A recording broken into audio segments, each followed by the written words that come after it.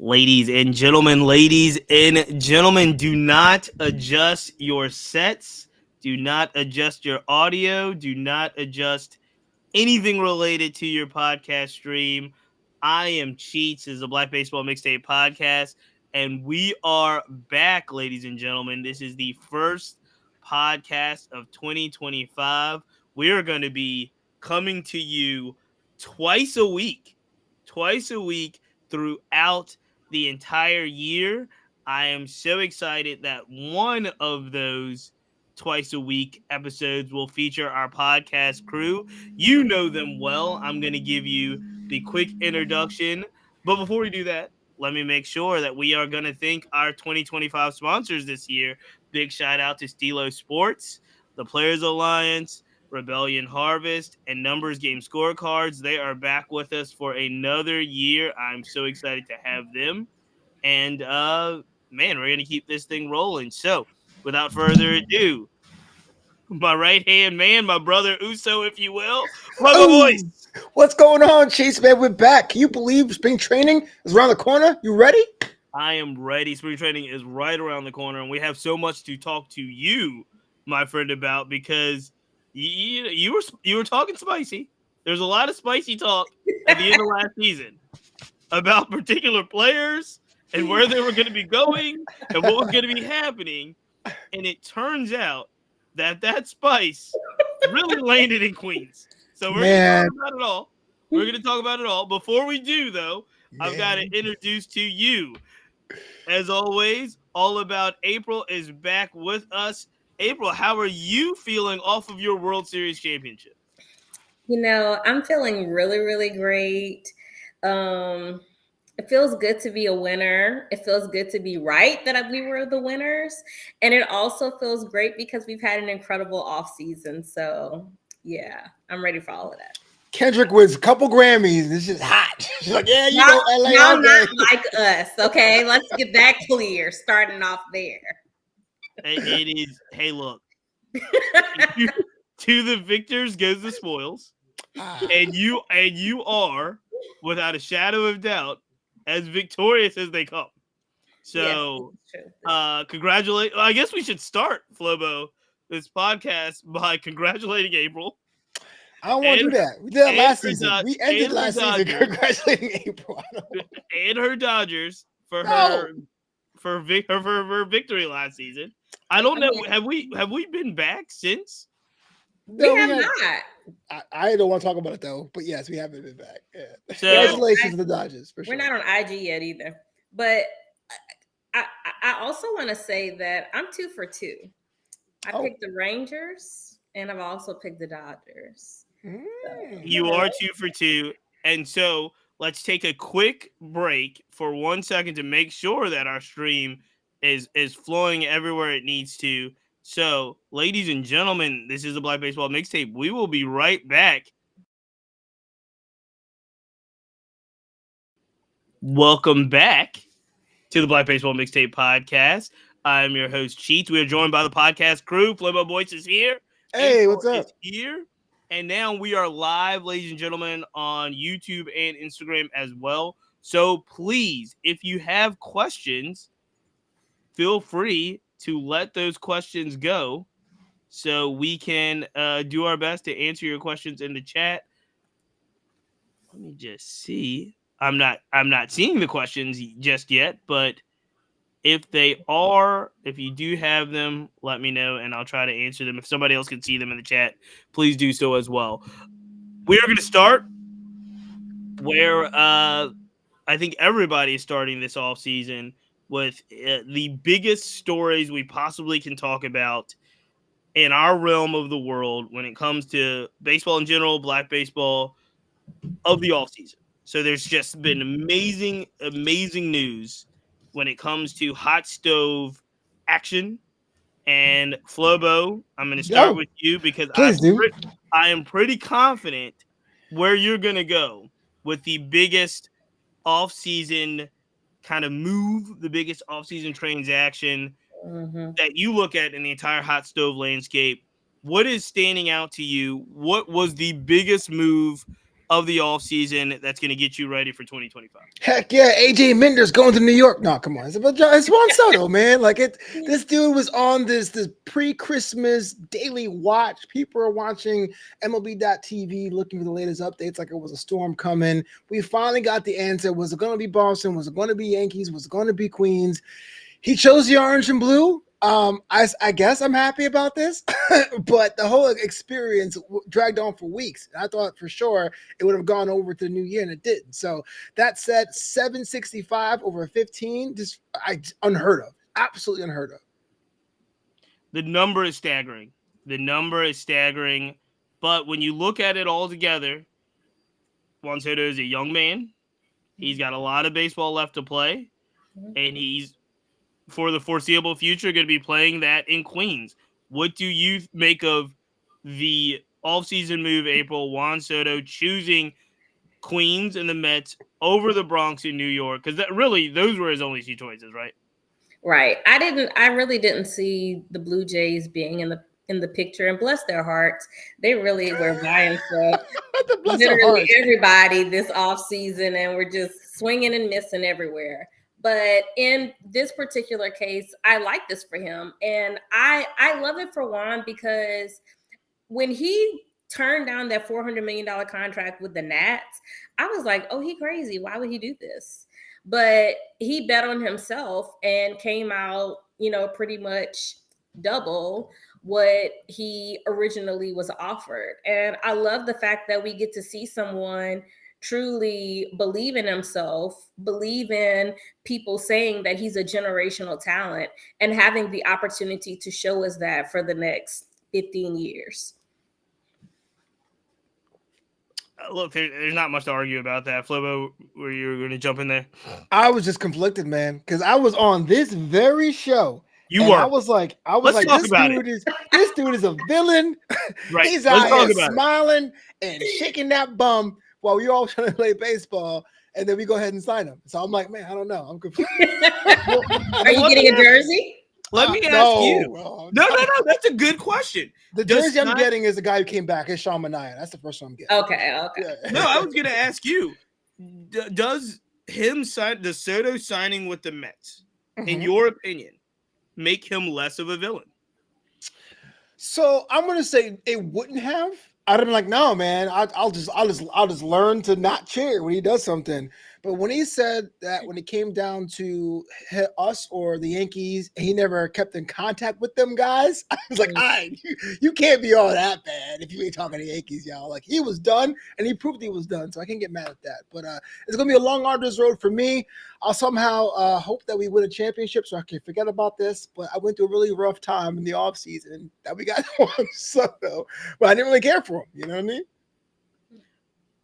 April, what say you? You have no dog in this fight in many ways. You're out there. Look, you're out there on the West Coast still sipping your championship champagne.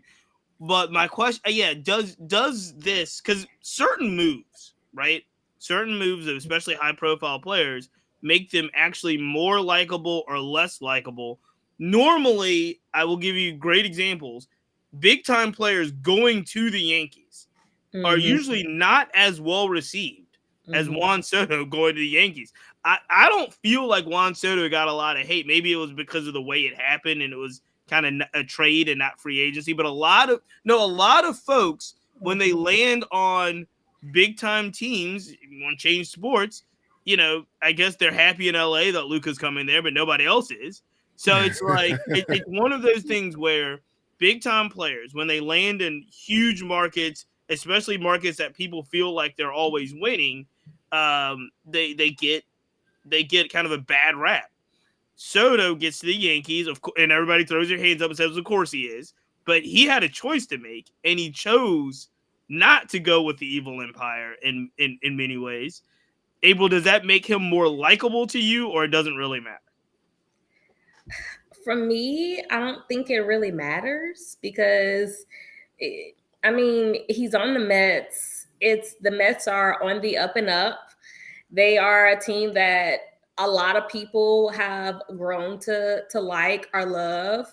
especially with the Lindor love and so forth. And but I also feel like, this is not to center myself, I think that there's a new evil empire that has kind of taken place Y'all, that has diminished. Yes. y'all in LA. Yeah.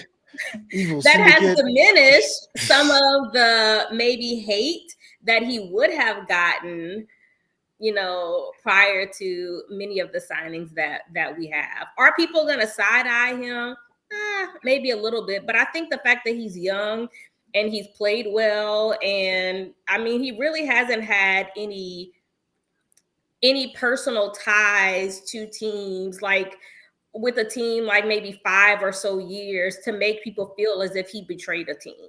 For me, that would be different. Like, you're with the team, you grew up with the team, and then you made a choice to go elsewhere. I don't really see that as a point for me to be like, I'm just like, oh, he went to another team. Can I zag with this one? I'm gonna zag. Better zag. Better zag. No, I really am, because I actually think Juan Soto belonged in the Bronx. No, I do. Why? The Dominican in me and him. No. y'all comes down. Dominican in him. The way that I felt like when he landed in the Bronx as a Yankee, it just felt like home. It did. It felt like he is where he belongs. He's going to be there forever. He's going to sign that same multi-year deal with the Yankees. I just felt like this was the perfect fit for him. And by him not choosing, I don't think it was just the fact that he chose the Mets. I don't care about the Mets. Mm-hmm. I think him leaving the Bronx kind of, I take it back. He could have went to Washington. If he went back to Washington, I would have felt like, oh, he never wanted to leave Washington. Mm-hmm. But by him just choosing the highest bidder, which was clearly the Mets, and anywhere outside of the Bronx and Washington, I kind of feel like I don't really love it. I don't like it. I don't like it nearly as much as I would had he stayed it. If he stayed in the Bronx, I would have loved it. Look, on paper, I'm with you. On paper, yeah, you're Juan Soto. The Yankees are the institution. But you go to a team in 2024 that had so many holes in that lineup and had the worst base running I've seen in the past 15 years, and the infield that was inconsistent. I think he got there and he had a small window to be impressed by Aaron Boone and them, and was like, nah, I'm going to waste my career. I don't want to be like Mike Trout if I sign with the Yankees now. So you think he didn't sign because he wasn't impressed with the team and the league? I think he went to New York. No. I think he went to New York. I think the Yankees would have been on that roster of being teams he probably would have re-signed with, and saw how that team played in week and went out and was like, you know what? And my family's getting pushed around. I'm not going to stay here. I'm sorry. No, I really just think he looked at that team and said, it's going to be Aaron Judge's team for the next 10 years. It's not going to be mine. And I want to go to a place where I can be the man. And went to the Mets? Like the Mets have a guy. Look. Who's the man on the Mets now? But he didn't go to the Red Sox. A bigger star than Lindor. No, but he didn't go to the Red Sox or the Blue Jays. That makes no sense, Cheats. No, I think. Well, no, it's also money. Don't get me wrong now. Okay, yeah. It's also money. No. So the highest bidder and the ability where it's going to be your team for the next decade. That's the Mets. So you're saying, okay, I'm with you with the Red Sox. The Red Sox came in third. I'm with you with there. But you're saying the Mets it'd be no one's team. They're going to hand over him the captaincy, like a Lindor doesn't exist. The guy. He's the guy. It's not Lindor anymore. It's Juan Soto. But it's Juan Soto's team right now. But I argue this. You're telling me that if he was still in the Yankees, that he wouldn't have the same aura? I think Aaron Judge is going to be the captain. I think Aaron Judge is going to be the man. I don't believe that at all. It's a great question. Last season, when you looked at the New York Yankees, was it Juan Soto's team or was it Aaron Judge's team? You're asking about the Yankees last season or him re up? No, he was on the team last season. Right. But my question is, okay, it was definitely Aaron Judge's team. My question is, though, and I think he saw that and was like, I got to go somewhere where. But hold on, but you're saying that if he picked the Mets, I already have someone that you were saying had an MVP candidate year. I thought he should have been MVP, but he wasn't. You're talking about a guy who could have been the captain, that he's going to give up the aura of the team to Juan Soto. I don't see that. I think it's a very clear distinction between the New York Mets and say the Boston Red Sox. If you were to Boston, he's the guy. The Nationals, he's the guy. If he went to LA, if he went to New York, he would not be the guy on the team. No, this is, you know what this is? This is when LeBron went to Miami and Dwayne Wade said, "Here, LeBron, you are now the man." And we are going to ride you. The Lindor is Dwayne Wade. You don't think LeBron has come. You don't think that was Dwayne Wade's team? You didn't think that was the way those teams were? Before LeBron got there, it was Dwayne Wade's team. Absolutely. Okay, now you know what I'm saying. You're raising the question now as to what considers someone's team. Now, is it the person who gets the most tickets sold? Is it the person that calls the shot more? Because that was a very young LeBron. It has who has the most influence and is clearly the best player on the team. It's still Lindor, man. It's Lindor. What? It's still. Yes. I'm sorry, Cheese. Yeah. If he went to Boston, I will with you. I'll rock with you if he went to Boston. He would land in Boston. I absolutely believe that it's Lindor's team still. My other question too is, this is my question.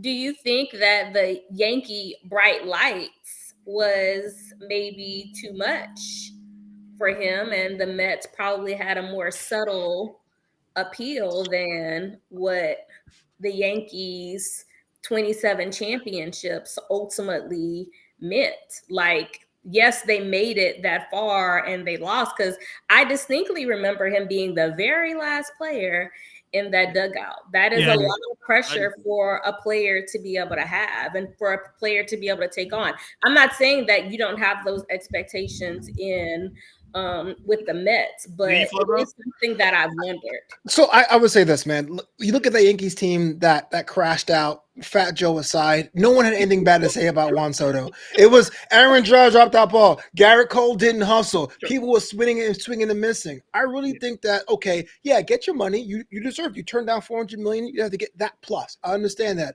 But the side story about how the Yankees were like, we're the Yankees. You don't get a suite.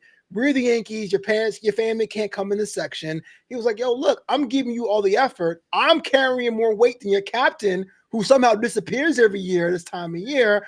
I'm going to go where I'm going to get something cushy, and my mama can bring her food to the games. Come on. And I don't even like the guy. I saw that. I can't get mad. I don't know. I mean, that's a great question. At the end of the day, what were we talking? 700, 65? 765, 15, and with the possibility of 800 mil possibly. For just a hitter, right? So I'm not saying he's a great hitter. He's going to be a great hitter for a long time. But again, we were justifying Shohei Ohtani's $700 million by saying you were getting two of the top, 5 players in the league, right? A top 5 hitter and a top 5 pitcher. 765 mil for a guy that's not going to pitch. It seems there is a premium that Cohen has to pay, right? To do what he's doing. Mm-hmm. And it's kind of interesting because this is I'm going to segue into the next part of this really quick since we're on the Mets. He paid the premium for Soto. He does not seem willing, nor the team seems willing, to overpay for Alonso. Mm-hmm. Why is that, Flobo? Oh, that's a very valid question. So when David Stearns came over, you'll notice extensions don't come the years they used to. So people talk about the Juan Soto versus Pete Alonso thing. As a Mets fan, the problem with Pete Alonso is he saw what Brandon Nimmo got. He got 8 years. And so he's like, yo, look, I gave you as much heart and soul than Brandon Nimmo did. And they're like, yo, that was Zeppelin. We don't do that no more over here, right? I understand that. When you're paying for Juan Soto, it's going to be an overpay just because of his skills and his youth. That means the team understands there's going to be other values off the field. He's already going to Dominican camps. He's already going to be on everyone's poster. He's going to be there. He's going to be an ambassador for years. So I'm not worried about the overpay now. But you're Pete Alonso. You're like, man, when this team was garbage in 21, people bought ticket to see me. Like, give me what I'm earned. And they're like, yo, you're 31 years old. You kind of have a high chase rate. You're right-handed, numbers, and that's the impasse right now. So I understand as a Mets fan the importance of having someone to buy a ticket. I call it the souvenir cup appeal. David Wright was like that. But this new era with the Mets are only going to give money where they can say you can get that back. Well, that's a good point, Flobo. April, what do you make of the Pete Alonso stuff? Well, for me, I thought it was interesting being that we had this conversation last year. You know, he grew up in the organization.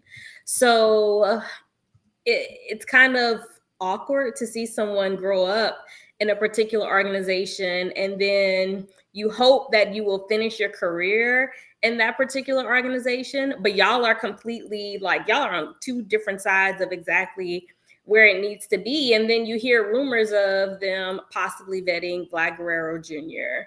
and, you know, all these other things. But this offseason has also been great for first basemen. We've seen a lot of first basemen make moves this offseason. And to be completely honest with you, I really don't know what to think because I just assumed that he was going to be a Met. They were going to figure it out. I know people are going to blame Boris and say that, you know, they're being greedy for money. But on the other side of this, I will say from a player's perspective, this is where, for me, it gets interesting because when you see teams sweep in and pick them up and then give them what they wanted, and it's a team with the possibility to win championships, people get mad at those teams, but these players have the desire to want to stay within these organizations, and the opportunity isn't given to them. So I don't know. I feel like it's definitely between a rock and a hard place. I hope that something happens. Spring training is like literally right around the corner. So Right. for him This, to I mean, not be signed is just crazy to me. yeah, this. I mean, we don't have the luxury of waiting at this point. Maybe we'll talk about Jack Flaherty on this episode or maybe another episode. But Jack Flaherty just signed, Right. yesterday, going back to the Tigers. He was on another podcast last week, being like, I don't know what's going on. Like I'm like it's time though. Like I'm ready. I'm ready to go back. I don't know what's happening, and I feel like we're not in a posture, if you will, where we can just kind of like hold out. You know what I mean? You can't just hold out the season at Pete's age. How old is Pete, Flobo? 30. 31. Oh, 31. Yeah. And just wait for him to come. You know what I mean? To wait for him to come back. So do you real quick before we go into April's favorite team, the Los Angeles Dodgers? Do you think Pete Alonso is going to be a Met come the 2025 season? Yes. There's nobody left. There is nobody left. I mean, you think about the teams that have the money that haven't made a move yet. Because you look at the Rangers, right? They're waiting for their regional income from their TV channel. That's why they signed Jake Berger for their first baseman role, which is not going to work out for them, but that's besides the point. So the Toronto Blue Jays walked away on the 30th. So there really isn't anyone else. The question becomes, is it 2 years? Is it 4 years? Is it a prove it deal? Like, you're not getting more than 3. You don't know what the club options are. And if you want to get to the nitty gritty of the money, the fact that they re-signed Ryan Stanek for like $4 million says they're at least trying to keep some money open for somebody else instead of going after like a Henley Jansen or something like that. So I'm gonna say yes, but it has been the messiest way to get to that yes. You know what I'm saying? And I had him down for a 1 to 2 year deal and then get like a big one maybe next year. That's what I thought. But yeah, I do think he's going to be a Met as well. I think he's going to be a Met as well because I think both of you guys are right. He's negotiating. They're negotiating against themselves. And someone's going to cave. And I hate to say it, but I think Pete's going to cave. I think he's going to realize, he's going to look around and realize that the options aren't what he thought they were. And, you know, I think people are ready to go to spring training. And I think rosters are getting set. And not a lot of people are saying, hey, I'm in the Pete Alonso business right now. So And they just got to figure it out. Let me also say that's just as crazy as the Alex Bregman situation, because at this point, I too thought, I thought maybe we were going to see a reunion with him and Hinch on Houston. The Tigers. Oh, no, I thought it was Houston. I thought he's going back to Houston. Somebody. Well, we don't know. And I mean, we can also discuss, is the off-season free agency period too long? Because for people to still be attempting to be signed during spring training is that's crazy to me. Blake Snell was signed like March 19th last year. Yep. So, and we know that didn't, particularly fare well in the beginning of the season, but for players, I do think that there needs to be a fine line drawn with that, and it's just kind of too long. And I would like to see something happen with Bregman and Pete Alonso within the next week or two. I just hope it Well, doesn't kill morale. If you show up the last week, you're like, are you still in the mix? Like Jordan Montgomery was awful last year because he came too late. So, before we take a quick break, I think everybody would say the consensus last season at this time, going into the 2024 season, was that Scott Boras overplayed his hand, and everybody was like booing Boras, and really had a difficult time. You mentioned Jordan Montgomery and some of the other names. This year, who would you say are the villains? I mean, there's some Scott Boras clients per se, but is there someone like? Is there somebody that we're clearly saying is overplaying their hand here? Besides Pete, I think he's the biggest example because he was like top 10 on the Athletics free agent board and he doesn't have a home. Why does it feel like in some ways Pete is I hate to say doing it to himself, but I feel like a lot more people are more sympathetic to Alex Bregman, who is also in a very similar / tough situation. But I feel like everybody's like, poor Alex, and then like, oh, this Pete, he has to sign. So the main difference is that in the 2023 season, Pete got an offer for 156 million, basically comparable to what Freddie Freeman got from the Dodgers, and turned it down. And he bet on himself, and like Aaron Judge did before he got the captaincy. And sometimes betting on yourself goes wrong. And he had a down year. I mean, he got 34 homers, but then he started doing some of the worst swings and misses we saw. He saved us in Milwaukee. So a lot of old school fans are like, don't give him anything. Blah, blah, blah. But we're looking around, and you're like, is Vientos your first baseman? I don't think so. Like, can you get Vladdy? Right. Vladdy wants like prospects. The Mets told him take as many reps as first as you can. There's like 4 guys doing first base reps. Yeah, it's like him, Beatty, Mauricio all doing first base reps. So that's why there's less sympathy there. Because Pete Alonso got the 6 year or 8 year off, 156, and was like, nah, I'm gonna bet on myself, and it blew up in his face. And it's like, bro, you had it. Well, that's a great point. We are going to segue to the Dodgers. This is what we're going to do, ladies and gentlemen. We're going to take one final break, and then we're going to go for the half an hour. We're trying to make sure that our stream is running on Instagram and the other platforms, and we're having a little bit of technical difficulty on our first time back of 2025. Hey, it's a new world. It's a new world. We don't know if Restream's going to work in 2 weeks. Restream might show up to work, and everybody gets letters. And there's no school system. We don't have any more teachers. So we're going to take one quick break, and we'll be right back and see what happens right after this. Ladies and gentlemen, welcome back to the Black Baseball Mixtape podcast. It is the first podcast of the 2025 season. I've got the crew here. April is here. Flobo is here. We just talked about the Mets, Flobo's favorite team, and now we're going to talk about April's favorite team. Oh, that's right. We're going to talk about those Los Angeles Dodgers, the world champions. They made a lot of noise. They made a lot of noise in the offseason. Obviously we're going to get to Roki Sasaki, who's their big offseason acquisition from Japan. I would say the worst kept secret in all of sports. However, before we do that, I want to ask you, April, because I know you were very tuned in on the re-signing of Teoscar Hernandez.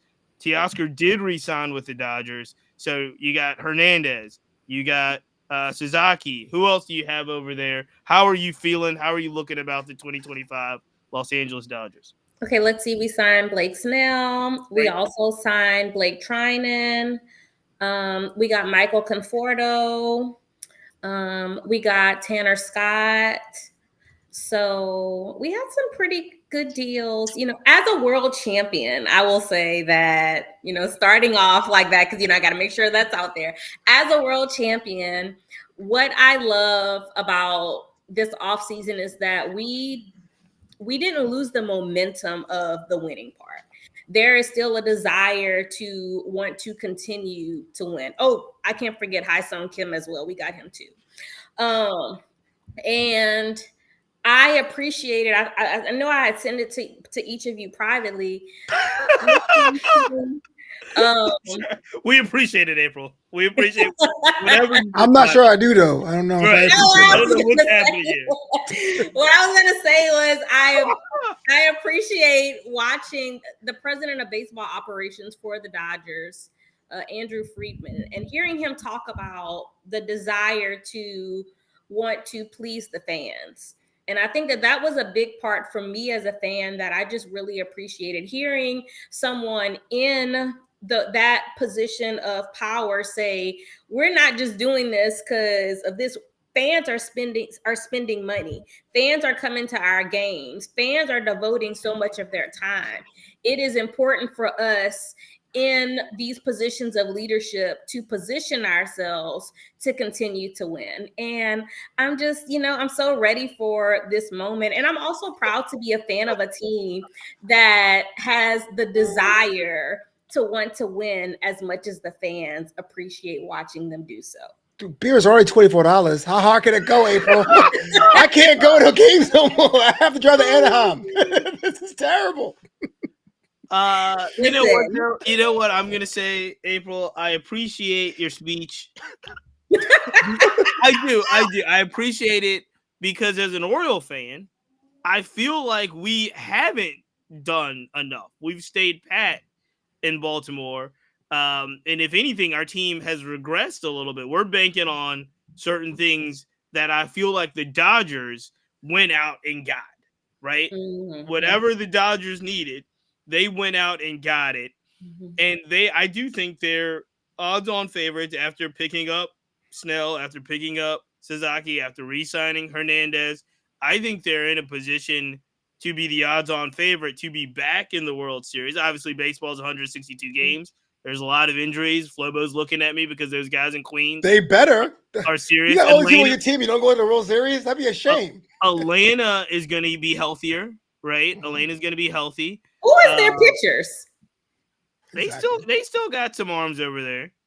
They got some arms, but baseball almanac predict them as I want to stay on the Dodgers. Okay, I want to stay on the Dodgers because I do want to ask, because I never thought this Sasaki situation was ever a question. I thought as soon as he posted he was going to land in LA, and the only time I felt a little twinge the other way is when I saw him fully dressed in Padres gear doing Padre warm-ups. But that was very short-lived. And it turns out that Shohei and Yamamoto got their man from Team Japan to come back and be there. Was it ever in doubt for you, April, that Sasaki would sign with the Dodgers? And what do you think this means with the rotation that now has Snell, Yamamoto, and Sasaki in it? I really... Y'all don't cancel me from this broadcast. I didn't think he was coming to us. I'm going to be honest with y'all. Wow. I thought that we had quite a bit of a rotation already. And I thought that he would probably go to the Padres. That seemed to be a good fit for him. Because of Yu Darvish? Yu Darvish is over there. Yu Darvish is over there. So when I saw him post, I was like, okay, cool. But I'm not going to lie. Hearing rumors that 10 teams didn't even attempt to meet with him, right, that I don't know how true that is. But if it is true, that's absolutely insane to me. So when we talk about these particular things about, okay, the Dodgers are making all these moves. Well, why aren't other teams even trying? Why aren't they even attempting to go out there and do that? And y'all don't come on here talking about money because I done already seen the money list. Okay. Everybody got money. People just choosing to be tight and stingy with how they want to spend it. And in regards to, I can't remember which player we got. We didn't even give him what he possibly could have made.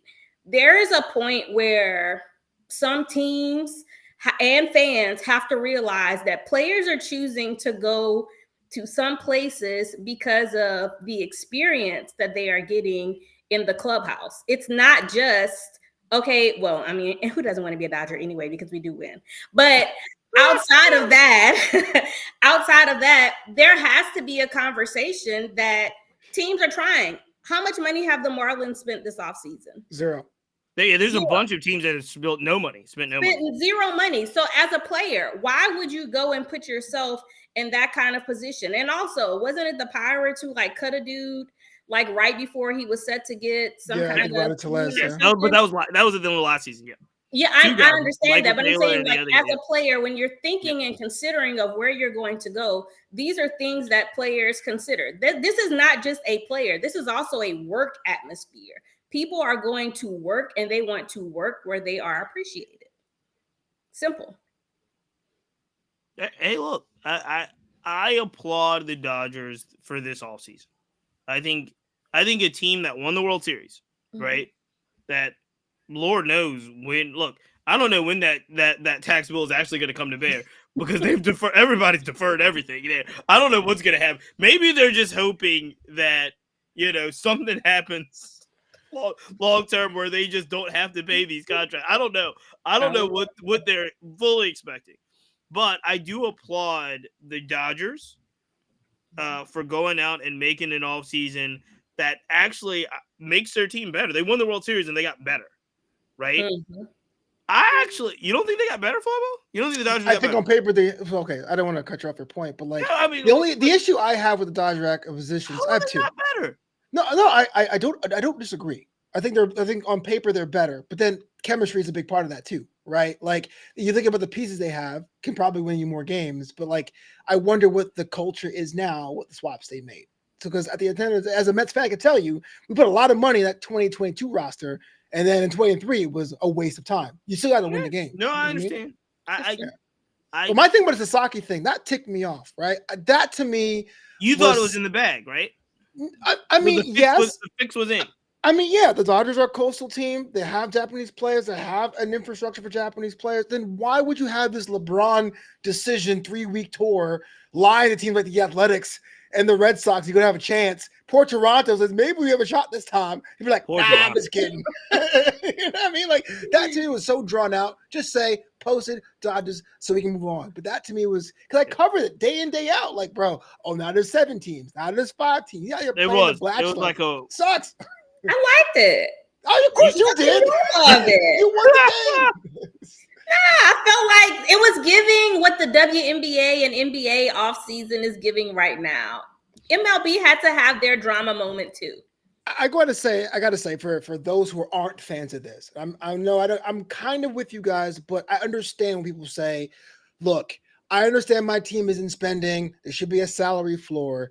But the Dodgers won in such a way where they steamrolled everyone in the past 4 years. They got the championship. They're rubbing everybody's face. Kendrick Lamar went to the minute. And then they got these guys that were just on different quadrants and all across baseball with these deferred contracts. Not every contract is deferred, but the amounts that Shohei Ohtani got deferred, or even Teoscar Hernandez got deferred last year. There's a lot of deferred money. Yeah, everyone defers. Look, we celebrate Bobby Bonilla Day until the year 2034, but the amounts have never been seen on quite a scale, not from a team coming from nowhere trying to be an elite team, a team that was already elite saying, yeah. So I think that's why people are upset. It's just the kind of the tactics being used are just being ramped up consummate to what they have in their war chest. So that's why people are kind of mad at the Dodgers. You know what? Baseball needs a villain. I always think it's Atlanta, but right now it's LA. To counter that, I feel like I'm totally okay with being the villain. Let me go on ahead and say that. I'm totally okay with accepting our role as being the villain. But on the other hand, I also want to, I think of teams like the Cowboys. I'll use that for an example. Okay. And you just watch them make bad decisions. And you know that these fans every year, what do they say? We're going to the Super Bowl. And you know you're not going to the Super Bowl. Look at what they made, the decision that they made with the coach. Look at the decision that they made with the players. And I just feel like within Major League Baseball, there has to be a point where some of the people in positions of management make better decisions. And to me, it seems like some of them have just opted out of trying. And that to me is absolutely unacceptable. Well, no, I will give you this. Like I said, you got to applaud the fact that the Dodgers, I think, won the World Series and went out, stayed aggressive, and got better. Mhm. Get this. I will also say that the New York Yankees, They who did. played in the World Series, They did. they went out and got better. They They did. went. They Devin Williams on the Yankees now. They obviously Goldie, signed some. What's that? Goldschmidt, Yep, the first. You know what? I don't know how much Goldschmidt has left. Listen, Goldschmidt's an interesting one. that was I'm gonna reserve judgment on on the former. Hey, look, no, former NL MVP, right? Did he Paul cut you off in Goldschmidt. traffic though? He's I'm sorry. 37. I'm a reserve He's judgment. I'm not gonna far from hold my judgment. age. He can still move, I'm gonna but hold judgment on that. they But can always move Bellinger there too. So no, but was it Max Fried? Max Fried. they did pick up Freed. Yep. Bellinger, like you said, Devin Williams. The Yankees went out and got better. Yeah. And I think there is a real talk now, Mhm. and I'll be interested. We still don't know where Alonso is going to land, and I do bring, but I think there's a real talk about who got the most better and who's going to be the better team in New York. Is it going to be the Yankees or is it going to be the Mets? And, Yeah. and can we also talk about the fact that as far as the AL, who's really giving them competition? Who's going to give the yeah. Yankees competition? Yeah, who's really gonna like be? I mean, there's a lot of competition in the NL, Sure. but who's really gonna go head to head with the Yankees the way that we're gonna be going head to head in the NL East and the NL West, and shoot, even the NL Central got a little something going on. Yeah, no, I mean, I think it's hard to say because the Orioles didn't get better. I think if the Orioles last year, it was who's going to win the AL East, the Orioles or the Yankees. They were going back and forth, and the Orioles, you know, they didn't re-sign Corbin Santander. Burns. They didn't re-sign Burns. I'm actually more hurt about Santander than I am Burns. I interested to see what that Blue Jays lineup does. I've got to say, seeing is believing, right? You gotta see the Blue Jays before you really believe them. Fair.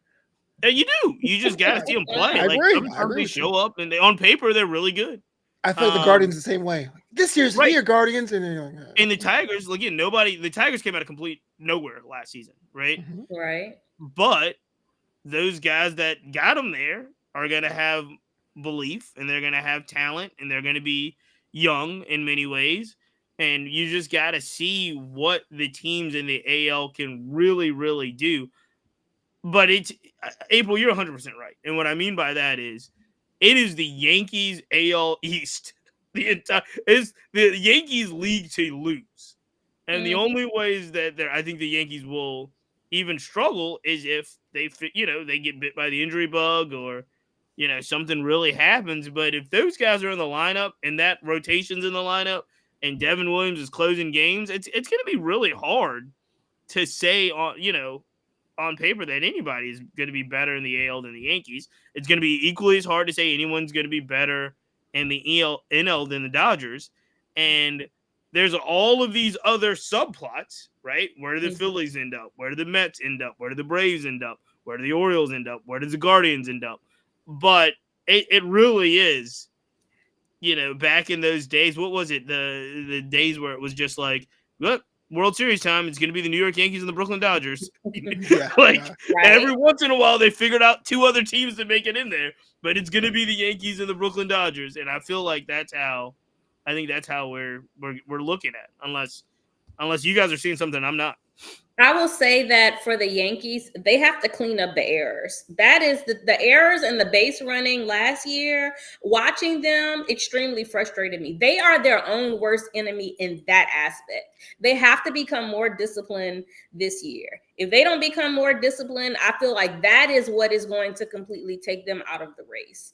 But seeing that and also hearing Aaron Boone talk about how Dodgers players were, kind of antagonizing them in these interviews after they won, hearing them talk about how they can't run, they make errors. Yep. That hurt their feelings. That let them know that they had a weakness.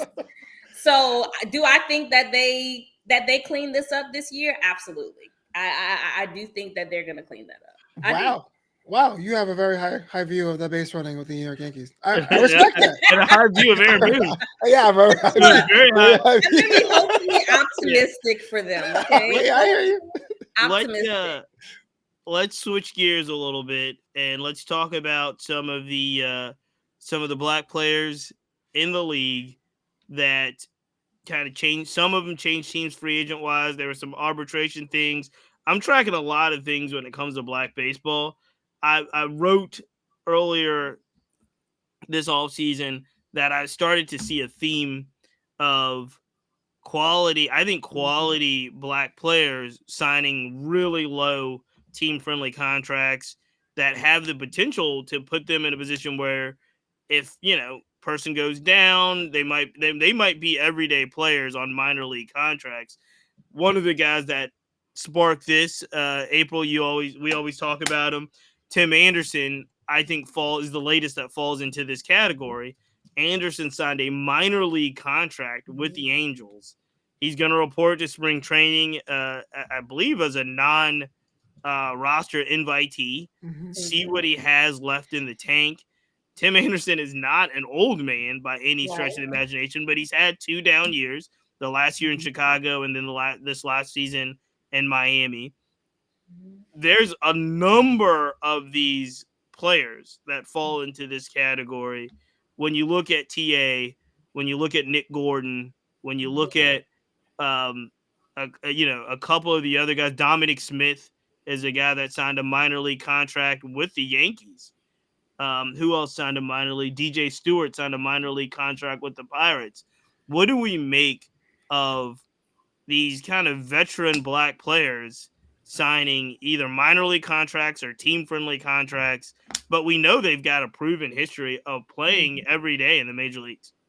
This was also Jason Hayward a couple years ago with the Dodgers as well on a minor league contract. And then someone got injured and he ended up, making the team and becoming a mentor to Outman in the outfield. So the Dodgers kicked him to the sky in the middle of the season. I know, and that's so LA, right? It's so LA. It's so LA.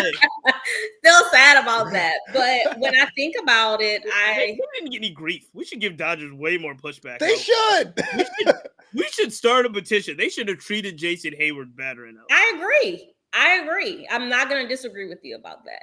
I had my private moment with them, off camera in regards to that. Yeah. So, but go ahead. I'm sorry. But in regards to this, y'all already know I'm rooting for TA like down the line. I remember us talking about me wanting him to go to LA and playing under Ron. But why is this a consistent factor? I don't know. I don't have an answer to that. And I wish I did. And I would love to know how we can get them to move from just being minor league players who have to prove themselves to having 50 million opportunities the way I see some other players have. Yeah. It's a complex situation, especially because there's so few black players to begin with. Is a sample size that much different than more, or does it seem heightened because there's so few players? But you're absolutely right. You look at someone like TA. Yeah, he was literally the worst field position player in Miami, but Miami isn't really the foster place for a comeback team. We all wanted it, but it wasn't going to happen. We did. We tried. We were like, forget it. I started the season talking about the Black Marlins. The Black Marlins was our first ever conference. Well, we were all rooting for them too. Josh Bell, TA. The Black Marlins were there. And I hope that Anaheim, or I don't know if you call him LA now. I don't know if Anaheim works out for TA, but I look at someone like Dom Smith, who I can tell you firsthand was booted from teams when someone else came that looked like a different color. When Dom was a defensive replacement for Pete Alonso, and they're like, "Oh, let's platoon," Pete was like, "Nope." And Dom got chipped away. So it is kind of a low tolerance. I am not sure it's because of like an innate nature internally, or there is a systemic thing externally to do it. But you do see a lot more guys either have to go to the Long Island Ducks independent ball to get back to it, like Jackie Bradley did, or something along those lines. And it's kind of hard to put a pin on it for sure. Yeah, it's difficult. But once you start, and it's weird because once you start looking at the construction of rosters every day, and you start to look at the transactions every day, and you start to see who gets DFA'd, who gets picked up off waivers, where the market is for certain types of players, there's part of it that makes you instantly react and say black players are getting the short end of the stick, which in some cases I do truly believe that they are. But there's also these types of players, right? These types of players that I just feel like clubs feel are expendable, and they shouldn't be. I think we're still in a situation where Kiki Hernandez is a free agent, right? Yes, he is. Signed? No, he's not. So it's like I look at that. I look at a Michael A. Taylor, who's obviously an African American player. It's like we talk about this all the time in life, and and what I say by that, it's like, you know, TA, who had 4 seasons in a row of hitting over 300. I feel like last season was, you know, not if not the last leg. It definitely feels like this season is the last leg. After having 3 All-Star games and Silver Sluggers and 4 seasons hitting 300, and I don't know if that is offered. Here's a question, Cheats. Other races, like can if there's a black players that did PA's thing, it would be different. Can you be a mediocre black player in MLB? There are lots of mediocre white players. Can you be a mediocre black player in MLB, or you have to be elite or get the step in? Is that what it is? I think you have to be elite or a prospect. And I think, you know, obviously I do a lot of work with the Players Alliance, or one of the sponsors on the show. Shout out to the Players Alliance, but they talk about the kind of vanishing veteran, right? And even again, when you look at what's a quote unquote mediocre black player, Jason Hayward was exceptional for a long time. If you're talking about guys like, you know what I mean? Like, I'm trying to think what would be people that fall into this category. Maybe a Dexter Fowler, or I mean, these guys were really good players. Yeah. You know what I mean? And so his last play was a home run for the Dodgers. So that was like, I mean, you know, Tommy Pham. Everywhere Tommy Pham goes, we talk about him. The guy's a hit machine everywhere he goes. So it's like, so I think if you fit into, maybe you can be mediocre for a season. I don't think you can be mediocre for 2 seasons. Right. Like, I think you got to really, you know, and again, now affiliate ball, when you're talking about AAA, when you're talking about that level, not even so much AA. AA, I really feel like is more for prospects. But when you look at that AAA, that's when you're gonna find, probably this season, you're gonna find a Nick Gordon, you're gonna find a Nico Goldrum, you're gonna find some of these veteran players that have the ability to play in the major leagues, right? But that's a great question. We gotta dig deeper into that, and we'll let's throw that out for this week's audience question. Can you be a mediocre is probably not the right word, but can you be a black player that's not a prospect or not an outright superstar? I like what this guy said. He said, you can't be a role player. So just one of those, you just fit in.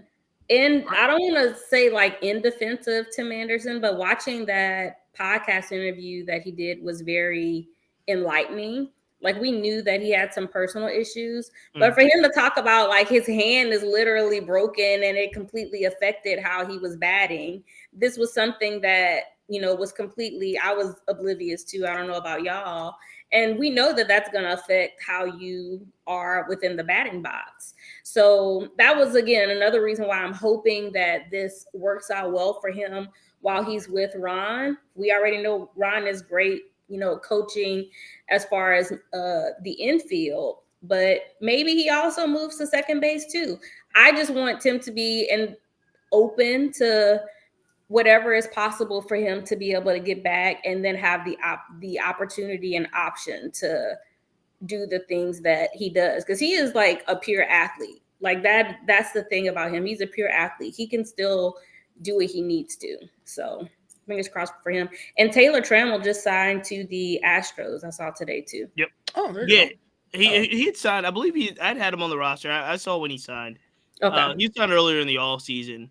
Okay. I'm really interested to see, you know, so, you know, we're going to talk about in a future podcast, we're definitely going to talk about some of the players, new players and new players in new places. I think that's a really exciting podcast to talk about. We're definitely going to talk about some of the, you know, we do the tracker. I do a tracker of where black players are and what teams they're on and who's on the 40-man roster and all that. There's just a lot of interesting things. There's things I think that are way more optimistic going into the 2025 season than pessimistic in regards to roster construction, where our black players are, and where our prospects will be as we move forward. I'm really excited about a lot of the prospects and who's going to make their MLB debuts in the 2025 season, because I do think there's quite a few of them.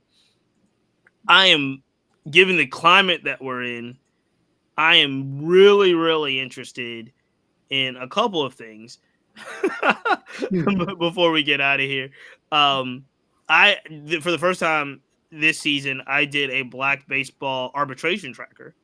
So who was headed towards arbitration, who signed before to avoid arbitration, and where some of those players are going to be.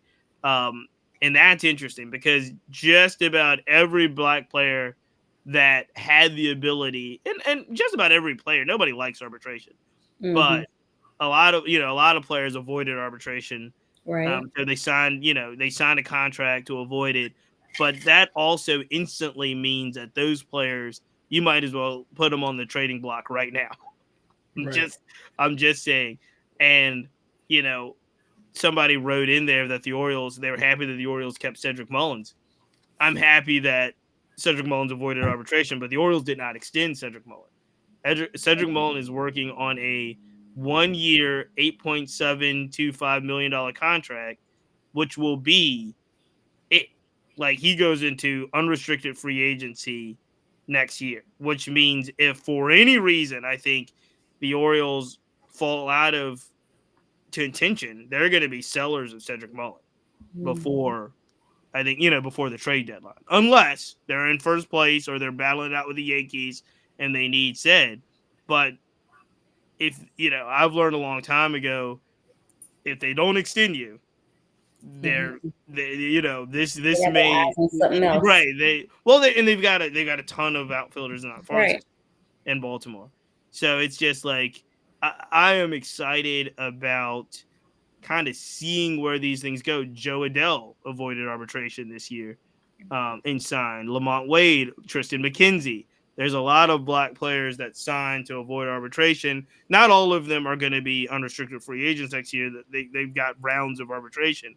But really interested to see where our black players end up, who's still out on the free agent market. So there's just so much to talk about as we move forward.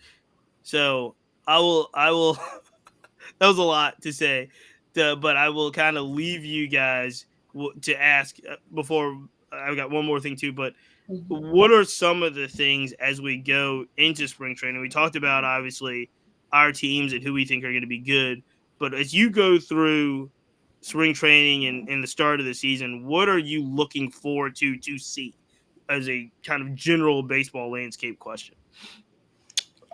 Yeah, for me personally, I want to see what happens with this new AL West. The Texas Twins are going through their own problems with the Astros having a short year by their estimation. Texas probably running out of money with their TV deal, and the Athletics being a bunch of vagabonds.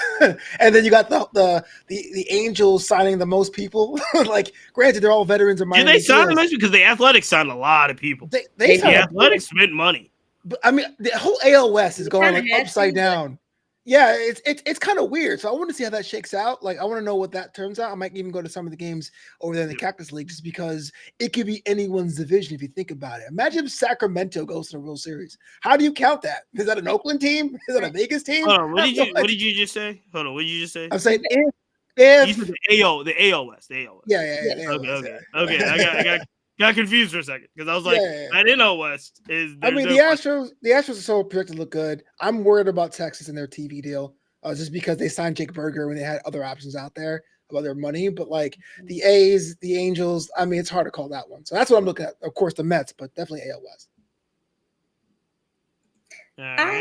Y'all already know. I mean, I'm not even going to talk about the NL West because we got enough time to talk about that on another time.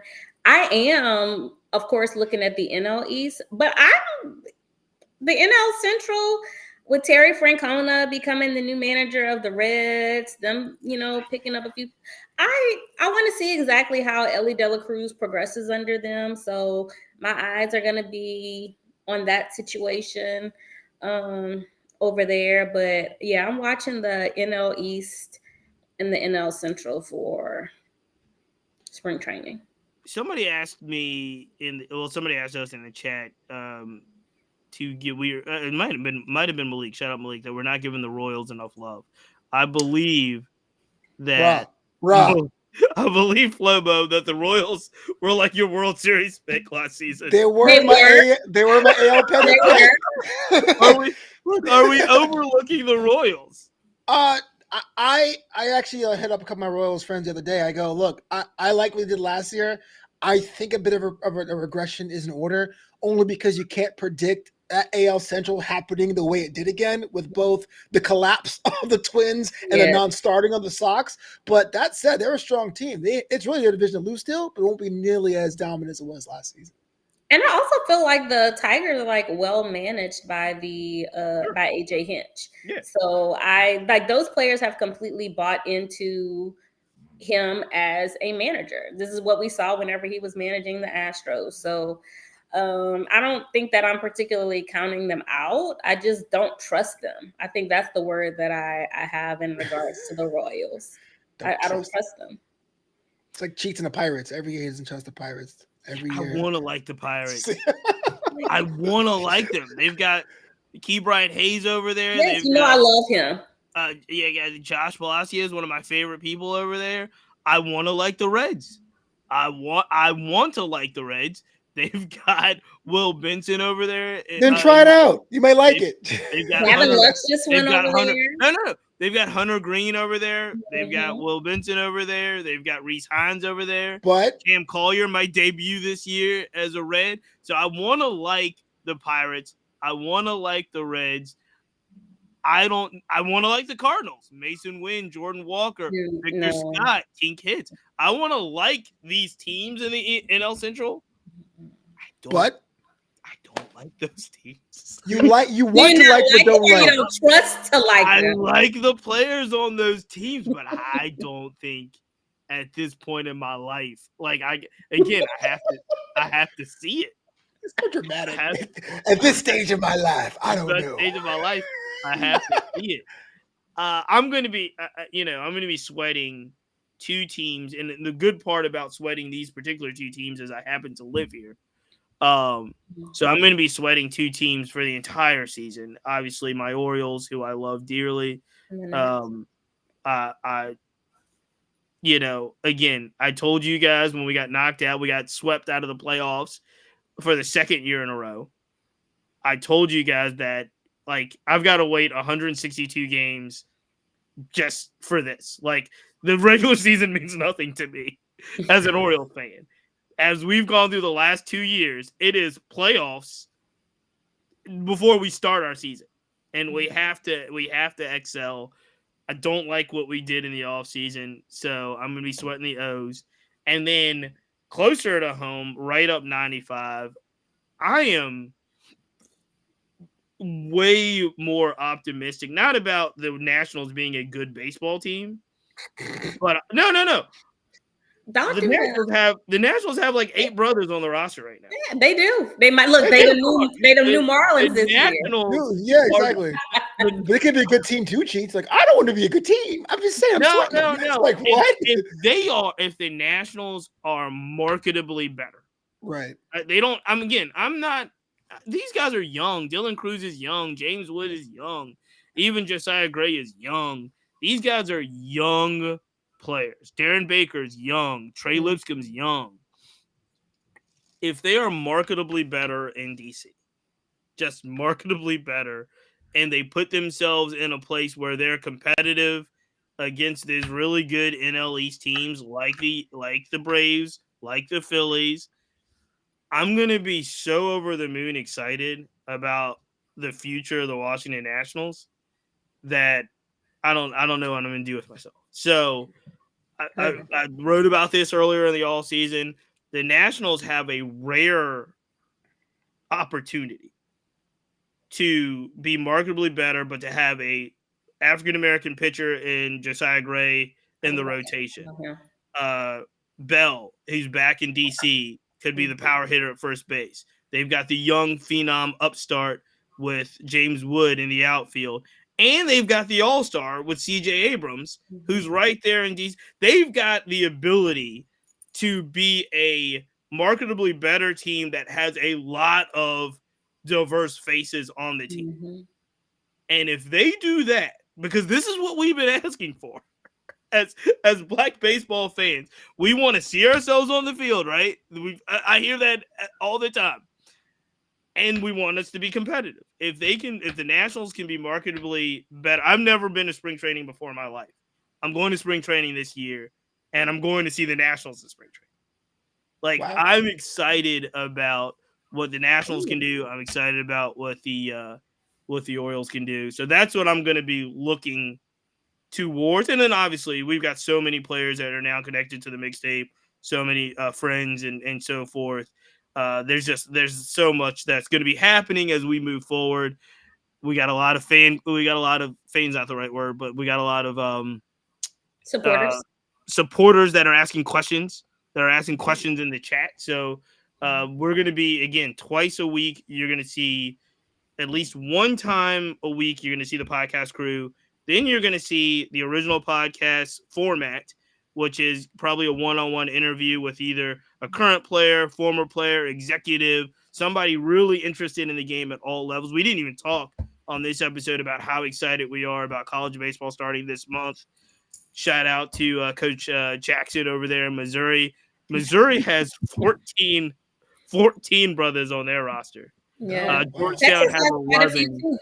There's just so many things to talk about at every level of baseball. Level. I saw my man, Coach E from Black Baseball Media, logged on. They've got everything cracking in Chicago. They just had their media day. So there's just so much happening all across the country. And obviously, we will be doing our best to be on the ground and bring certain things to everyone that is following and supporting us. And obviously, we're going to be looking forward to talking baseball. This is the time is here, and I'm excited about it. Last thing I'll say before I get out of here is that, well, two things. One quick one is that the hat I'm wearing will be February 4th, 9 p.m. Eastern time on proimage.com. They are actually not just one hat. This is the Flying Squirrels hat. There are 3 hats. The Hill Deal Negro League hat and the Norfolk Tides hat are all going to be online for purchase at 9 p.m. Eastern time from Pro Image. So shout out to the good folks there. Shout out to Michael Clark, our Black Baseball Mixtape design partner as well, that helped us make the hats. So people have been asking about the hats. I posted about the hats. It truly is a dream come true to be able to make hats. Flobo has one of the ones another Negro League hat that we made on. And so it's an honor to do that. So if you're interested, my contract's up, so I don't care if you buy them or not. Wow. No, I'm saying, like, a lot of people will be like, I'll support you, cheats. I'm telling you now, I don't get any money if you buy a hat. The deal's already done. But the hats will be on sale at Pro Image. Make sure you check them out. Support Pro Image. They're a great, great, great store. And then the last thing I'll say is that today, as we celebrate Black History Month, ladies and gentlemen, I posted on the website, I think the first ever tracker of every major league team and who, what they're doing for Black History Month, according to X, how they're going to celebrate Black History Month, or if they just did a post acknowledging Black History Month. Some organizations, looking at you, Red Sox, did absolutely nothing. Red Sox. The Rays are another one that did nothing. That's just surprising no one. Yeah. So there's a couple that didn't post, or they may post as we move through the month. There are some organizations.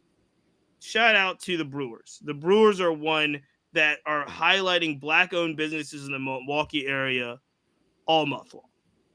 The Braves are highlighting community activists connected to the Braves every Tuesday for the entire month.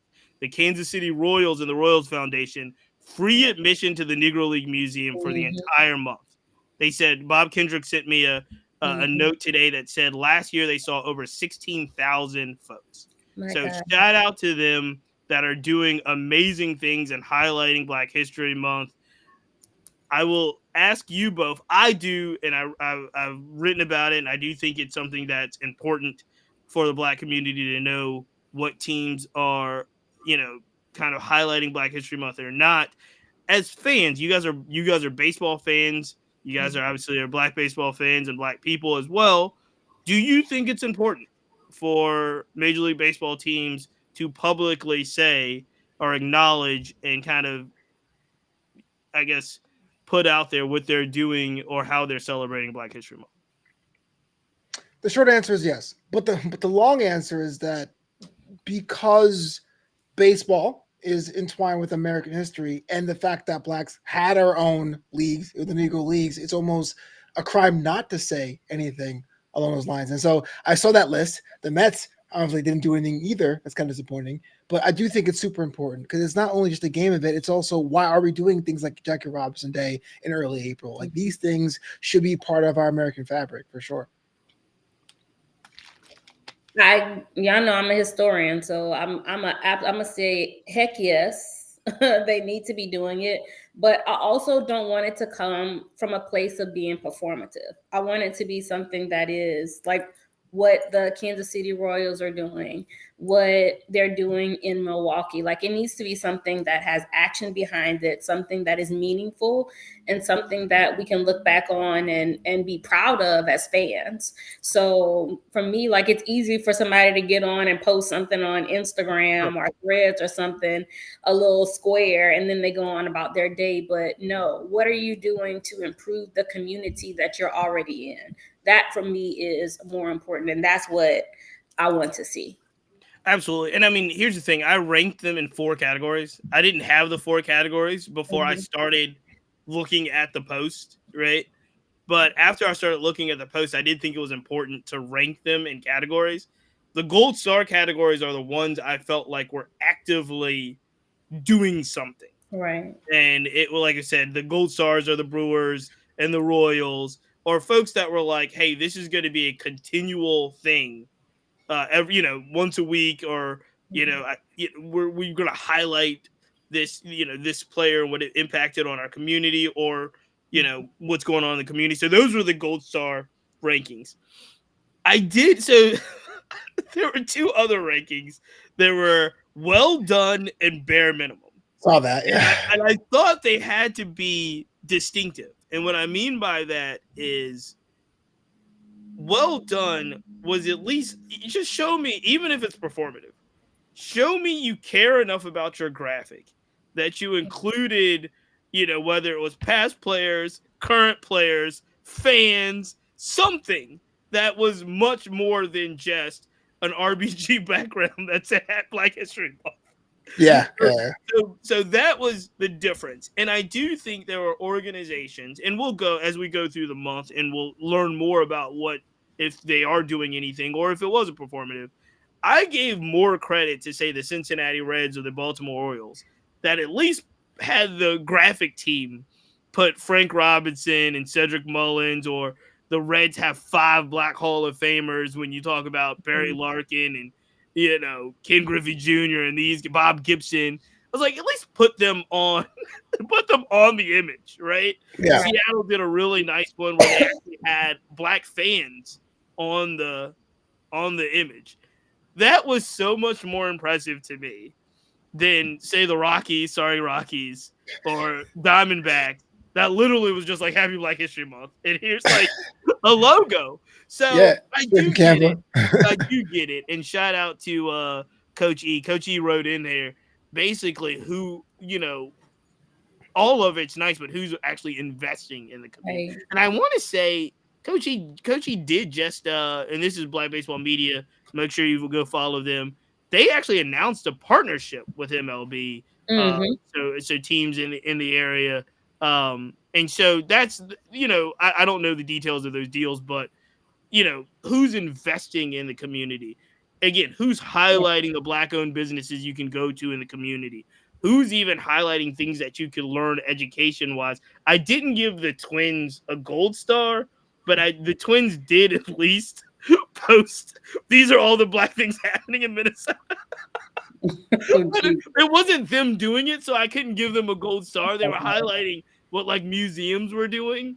Right. So, but I do, I did want to say when you start to stack all 30 teams together and you start to see who really was posting in this climate, because this is a different climate, and it spoke volumes to me that, you know, who, if you will, dared to be great, took on the challenge. Because the last thing I will say, and I got you, April, before we get out of here, the Red Sox posted Happy Chinese New Year, and they didn't post it yet. Maybe they have now, but as of February 1st, as of today, which is February 3rd, they hadn't posted anything about Black History Month, but they posted about Happy Chinese New Year. So I'm just saying, like, it's the year of the snake, so right. maybe they're shedding themselves. And to the credit, most clubs did post Happy Chinese New Year.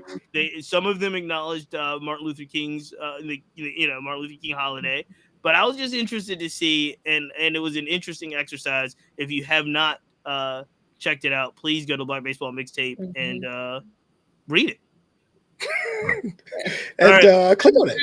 Yeah, click I on was it. gonna say, Ricky Weeks, isn't he still in the Brewers organization? Yep. Yeah, and that to me has a big effect as well, because him coming from an HBCU, I'm sure that he was heavily involved in the community out there in Milwaukee. So knowing a lot of these organizations and businesses also gives them the opportunity to be able to spread some of the love out that way. So whenever we talk about Black players being on some of these teams, the impact and the investment, as Coach E said, also is impactful in those ways as well, because they're able to make connections outside of just being on the baseball field.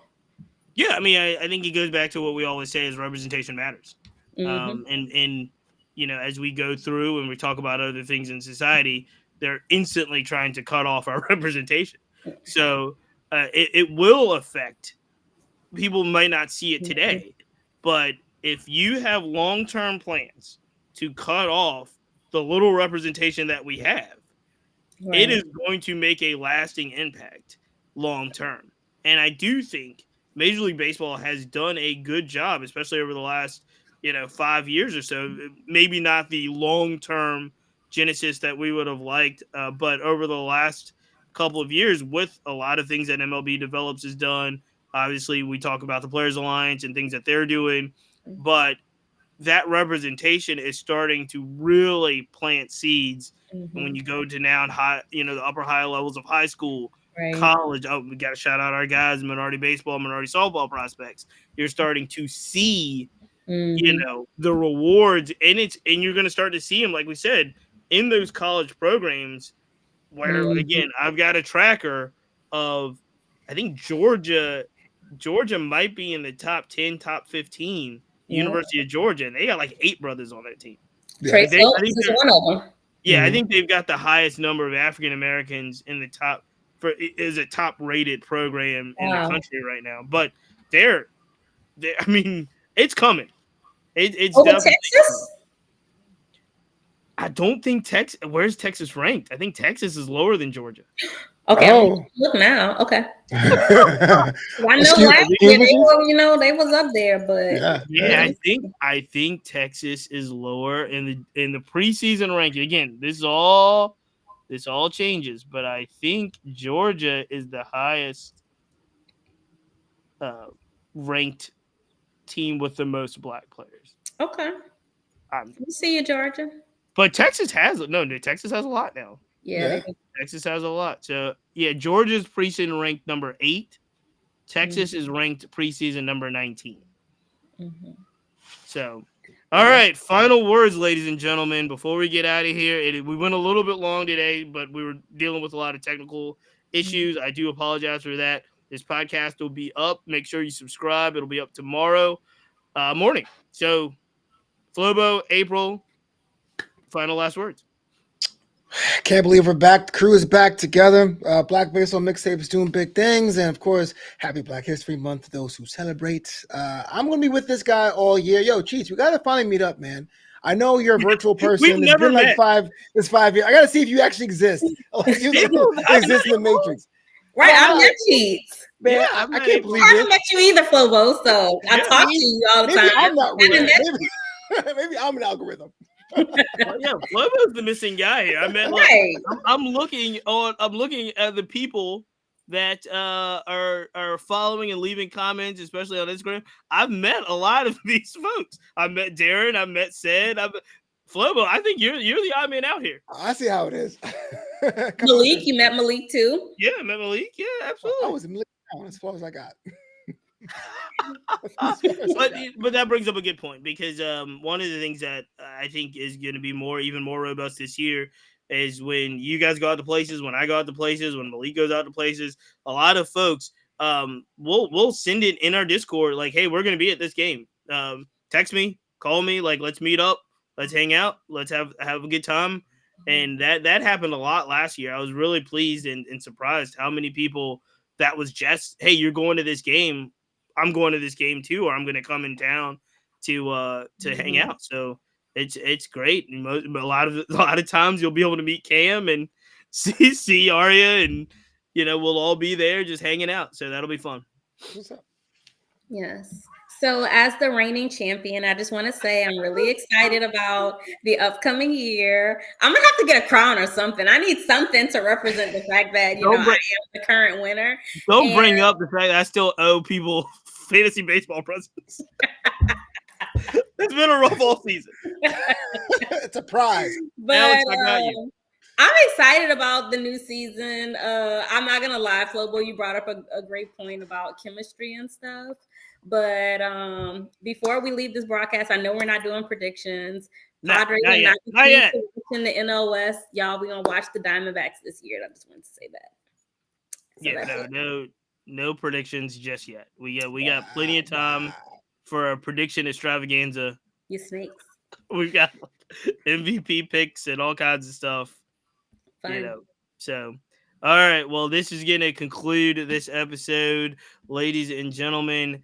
Again, make sure you follow. We're going to be coming at you twice a week, basically every week from now until the fall. So, until next time, we're out. Bye, y'all.